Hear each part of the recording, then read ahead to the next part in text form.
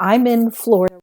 We're on our southern tour, and we just left Atlanta, where we were at the Renaissance Fair, which is, super fun. And then we were at Noah's Ark Animal Sanctuary. Like, if you've seen those videos on YouTube of animals of different species who get along, the one with the lion, the tiger, and the bear who live together and they're best friends, that's where we were. This place has like 1,400 rescued animals. And some of the life stories of these animals were just tragic. But then they got rescued, so at least they got to have like happiness come into their lives. But we were there for like the whole day. We got to have a behind the scenes tour with some people who worked there, and we got to be there while animals were being fed. It was amazing. So we're going to be visiting a lot more animal sanctuaries because I've been working on my animal telepathy, and it was really something. While we were there, I was like, not the whole time because there was so much going on and it was so interesting that I'd have to go back and be quiet to do this the whole time. But I was talking with the animals, and it was really beautiful because they were telling me over and over how they're all one family.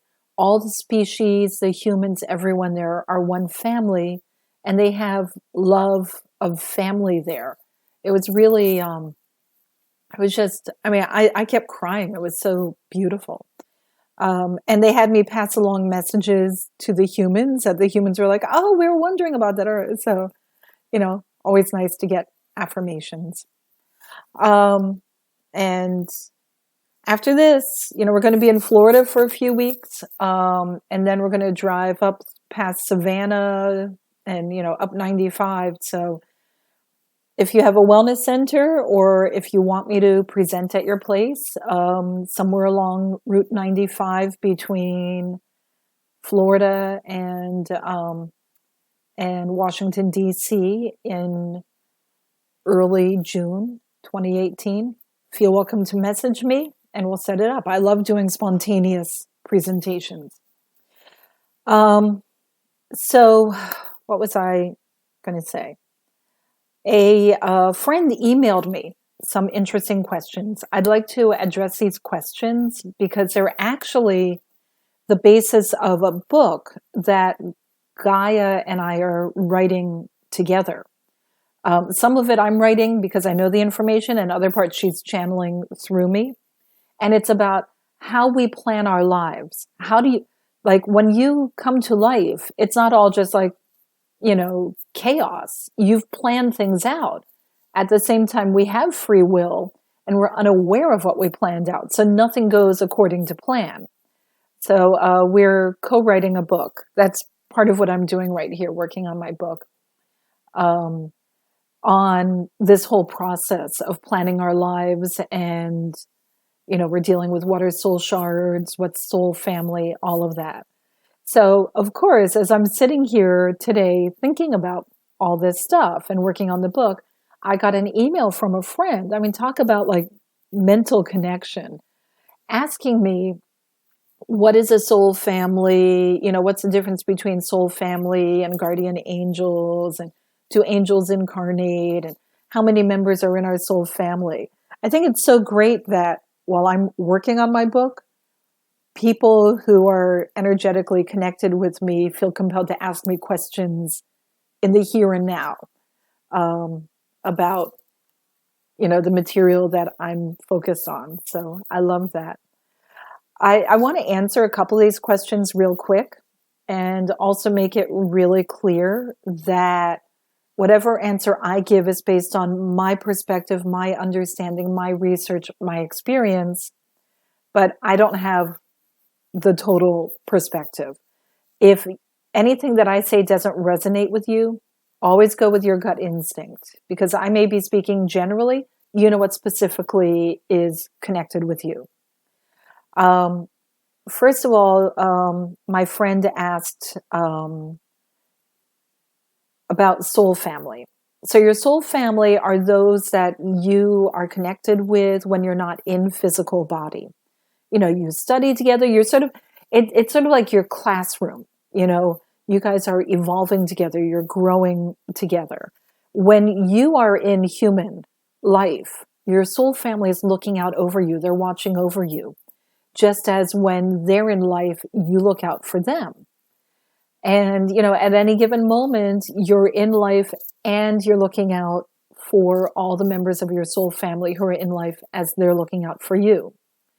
Because we don't put 100% of our soul in our body. If you're going in for like this life, I'm just going to like be somewhere where I lie in a hammock and, eat whatever I want to eat and relax. And then you don't need 100% of your soul in your body for that.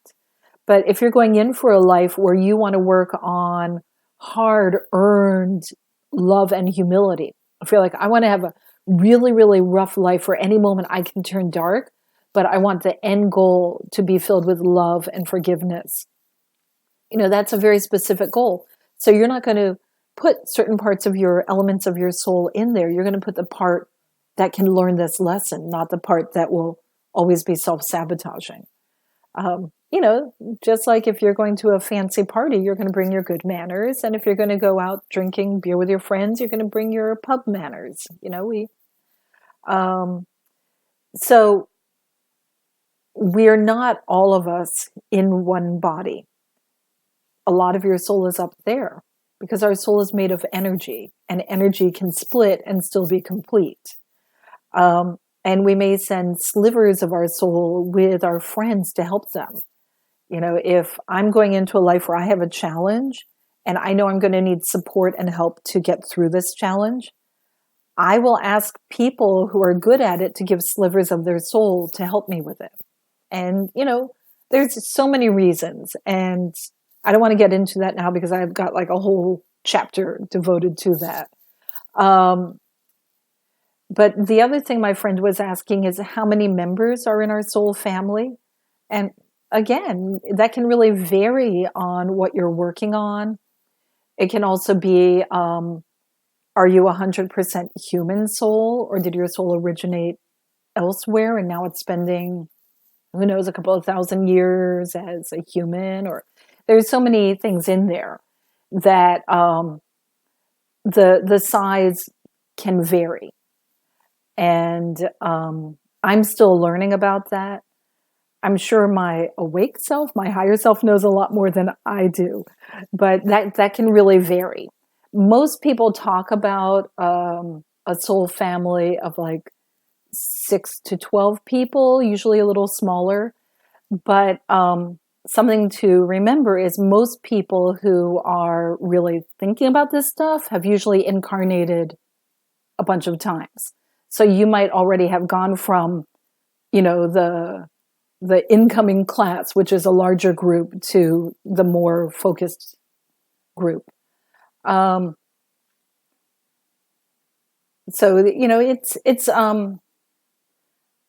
it's almost in a way like boarding school or college.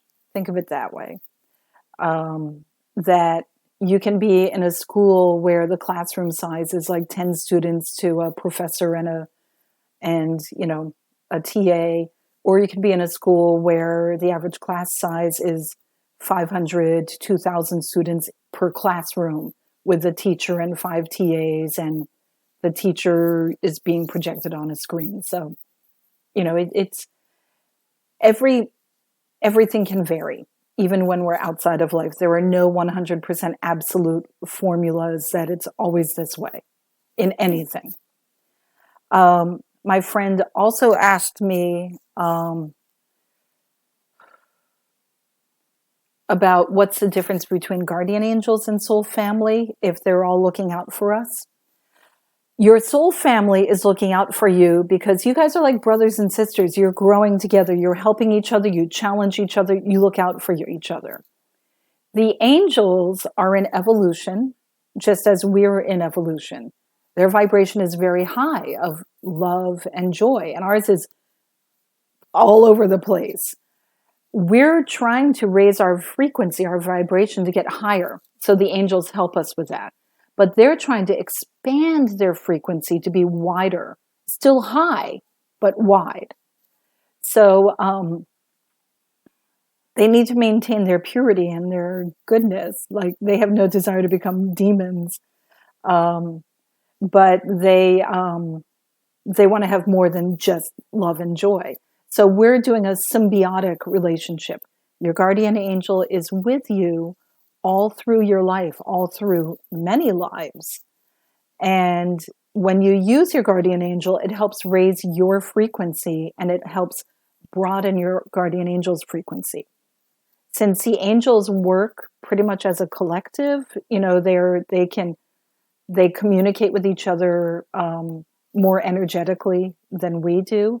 Every one guardian angel who's like gaining skill and knowledge and understanding sends that to all of them.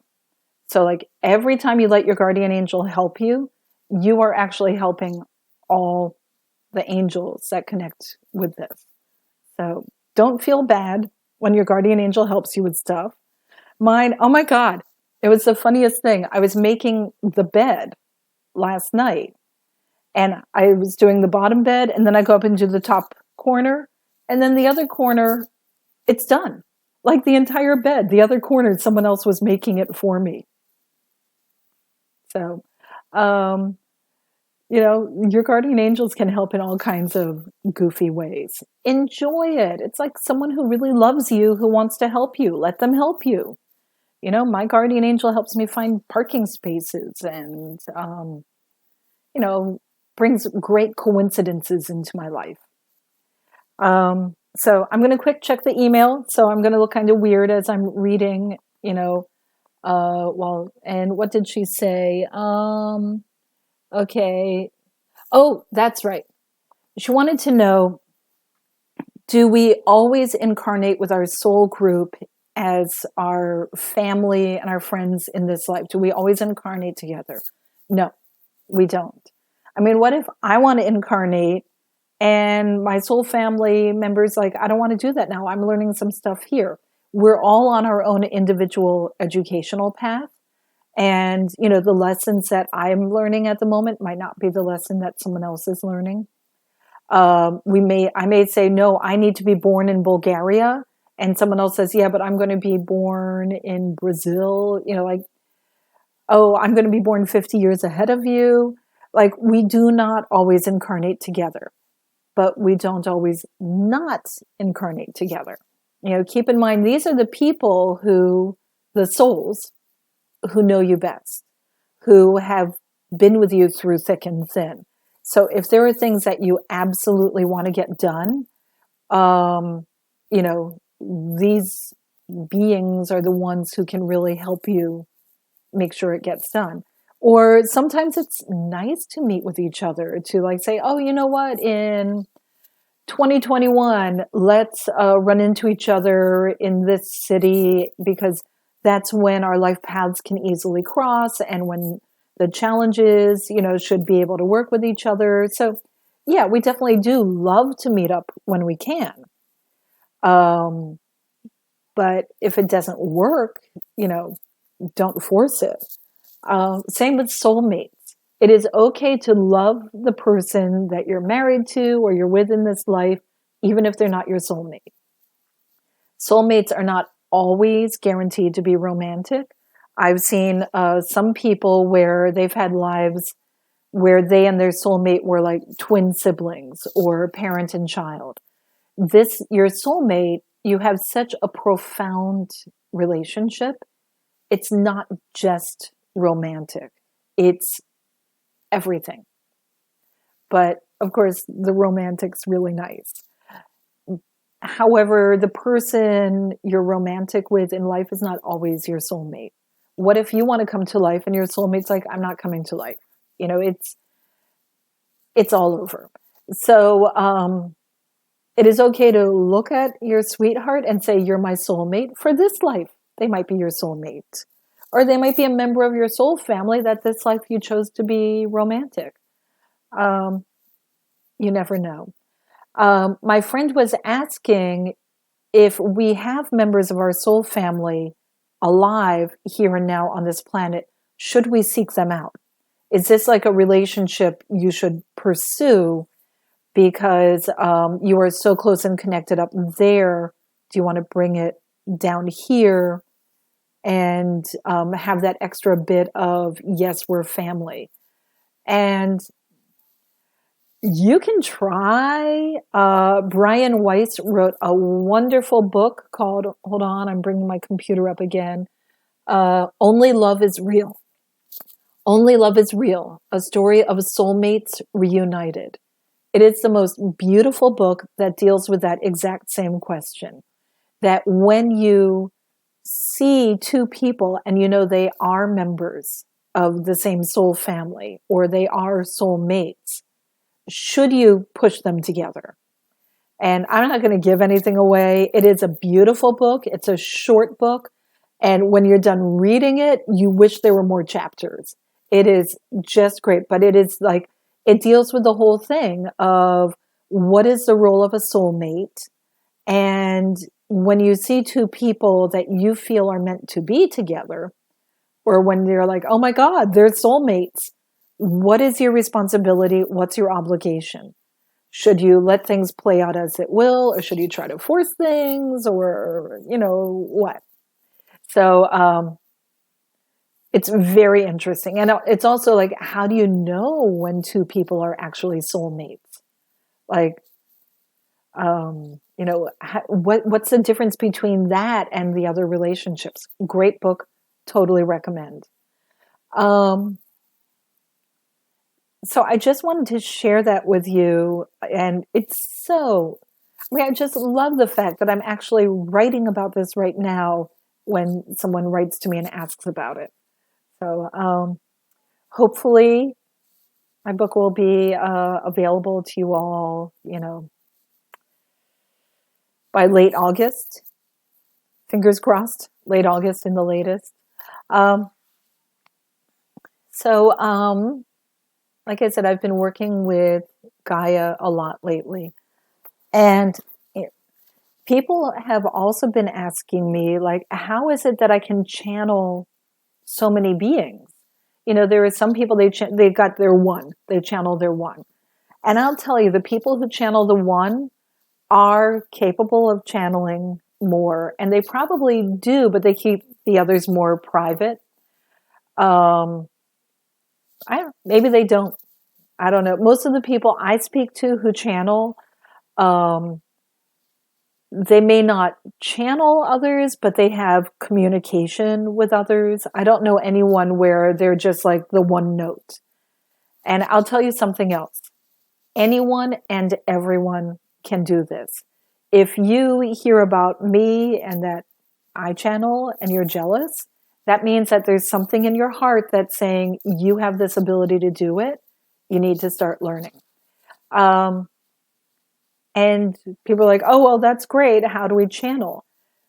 The hardest part of channeling is trust and faith, because we're not good at trust. We don't want to, sorry, we've been running around all day, so I'm a little sore.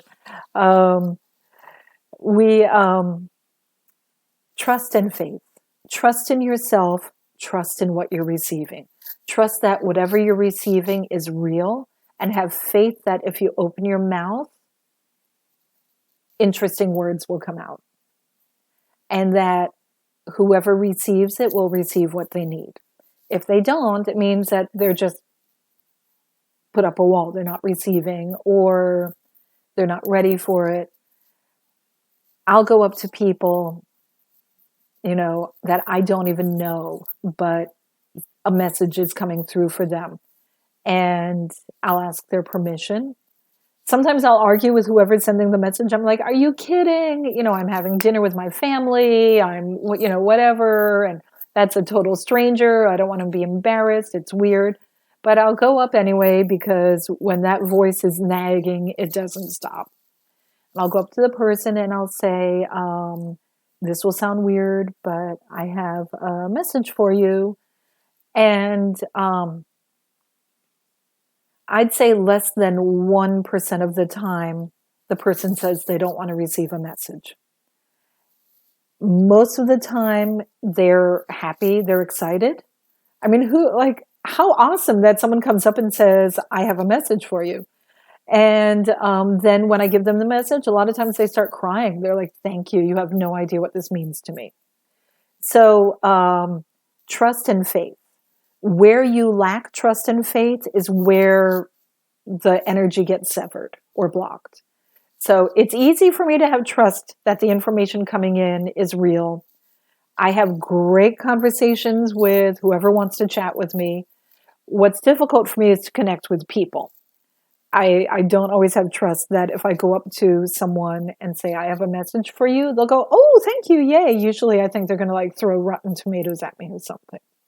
So that's where I need to work on my work, my connection, my faith. And then how do you connect with whom? It's sort of like adjusting the knob on a radio. You know, your frequency needs to match the frequency that you want to connect with.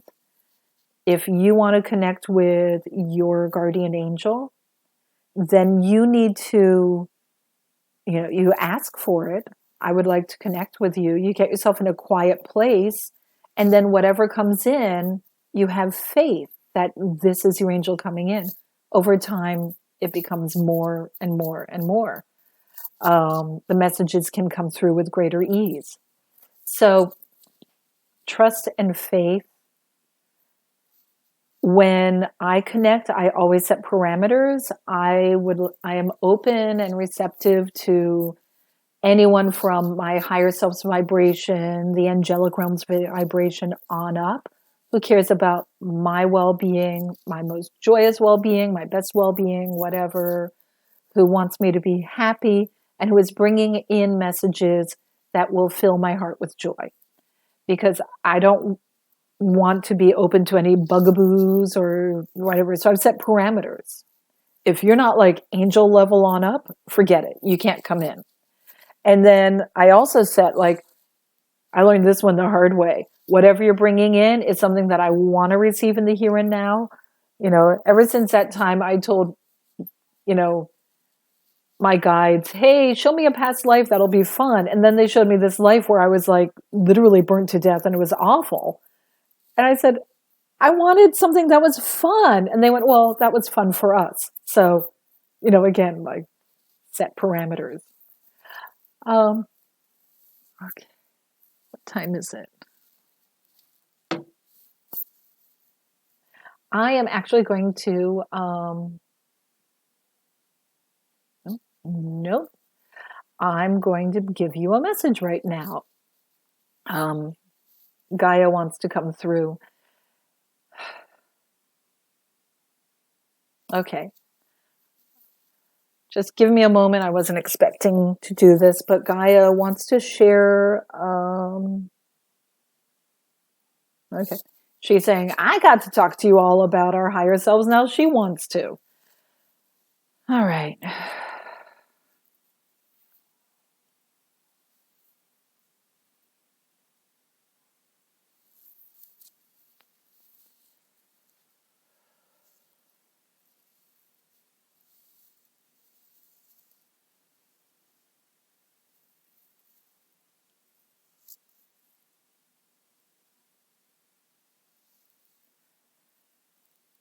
Oh, my beautiful children. I am so pleased to be with you. I want to share with you a story of hierarchy. There are many of those in your life who have absolute beliefs. This religion, this faith, this science is all. And I tell you, none of them are correct, and all of them are correct. For each person is walking your own chosen path. For all you know, in your last life, you were a devout scientist, and your next life, you will be a religious figure. It is all to bring you to your personal growth, towards enlightenment.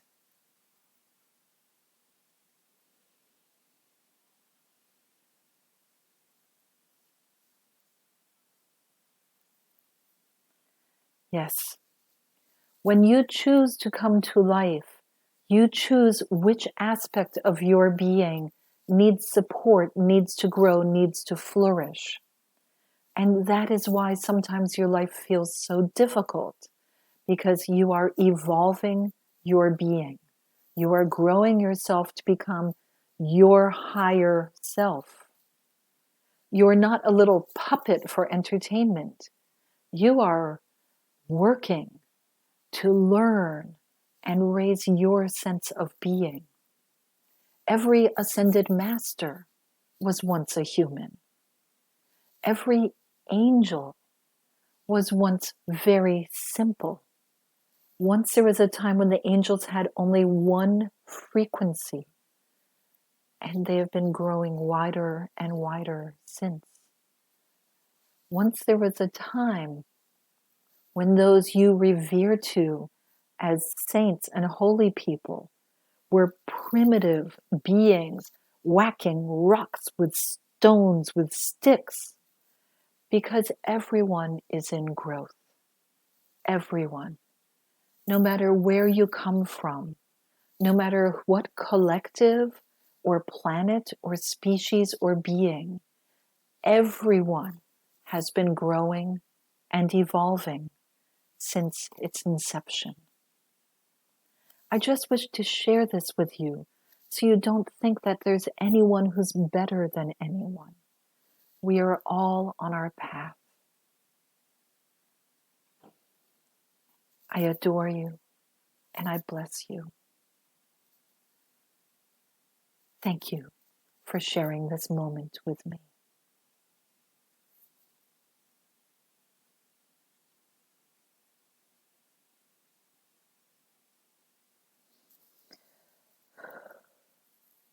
Wow. Oh my God, that was beautiful. Okay. Well, I guess if anyone's going to be the final word on anything, it's going to be, our divine creators. Um, that's it for this week. I am going to load a bunch of short videos from our journeys here in the South. And little spacey now. Thank you all, and I'll see you next week. Bye.